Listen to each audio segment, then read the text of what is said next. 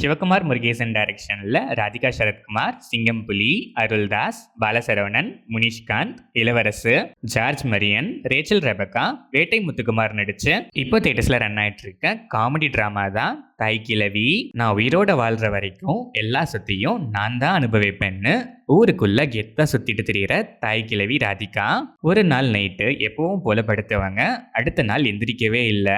கிழவி கதை இன்னியோட முடிஞ்சிரும், இனி நம்ம சொத்தை பிரிச்சு பங்கு போட்டு ஜமாய்க்கலான்னு வர அவங்க மகனுங்க எல்லாருக்கும் ஷாக்கிங்கான ஒரு விஷயம் தெரிய வருது.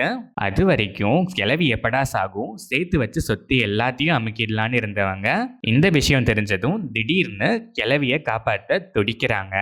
அது அப்படி என்ன அவ்வளோ பெரிய விஷயம்? ஃபைனலா தாய் கிழவி பிழைக்கிறாங்களா இல்லையாங்கிறது தான் தாய் கிழவி. இந்த படத்தோட run time 2 hours and 24 minutes. படம் ஆரம்பிச்சது டீசெண்டாவே ஸ்டார்ட் ஆச்சு.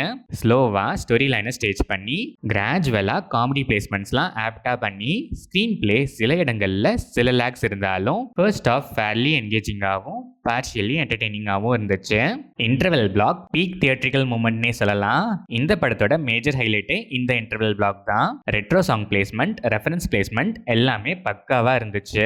செகண்ட் ஹாஃப் கம்பேரிட்டிவ்லி இன்னுமே பெட்டரா என்டர்டெய்னிங்கா இருந்துச்சு.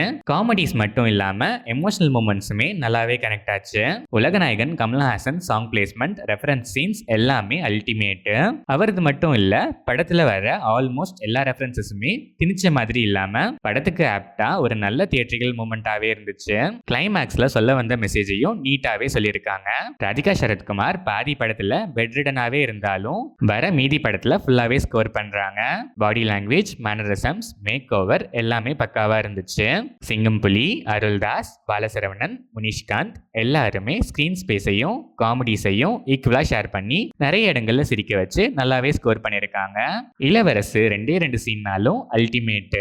ரேச்சல் ரெபக்கா ஸ்கிரீன் ஸ்பேஸ் கம்மினாலும் இம்பாக்ட்ஃபுல் ரோல் நல்லாவே பெர்ஃபார்ம் பண்ணிருக்காங்க. George Maryan, Vettai Muthukumar and other artists எல்லாருமே கிடைக்கிற கேப்பை யூட்டிலைஸ் பண்ணி நல்லாவே பெர்ஃபார்ம் பண்ணிருக்காங்க.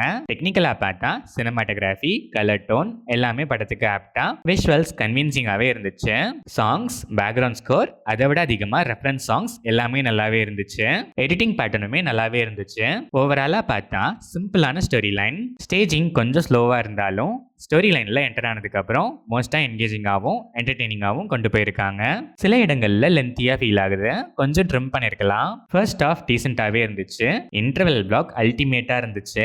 செகண்ட் ஹாஃப் கம்பேரிட்டிவ்லி பெட்டரா நல்லாவே இருந்துச்சு. காமெடிஸும் எமோஷன்ஸும் பெர்ஃபெக்டா பேலன்ஸ்ட் ரேஷியோல வந்திருக்க ஒரு நீட்டான காமெடி என்டர்டெய்னர் டிராமா தான் தாய் கிழவி. சில லேக்ஸ் தவிர டைம் பாஸ்க்கு ஒரு மெசேஜோட ஒரு நல்ல காமெடி டிராமா பார்க்கணுங்கிற மைண்ட் செட்ல இருக்க ஆடியன்ஸ் ஒன்ஸ் தாய் கிழவிய மீட் பண்ணலாம்.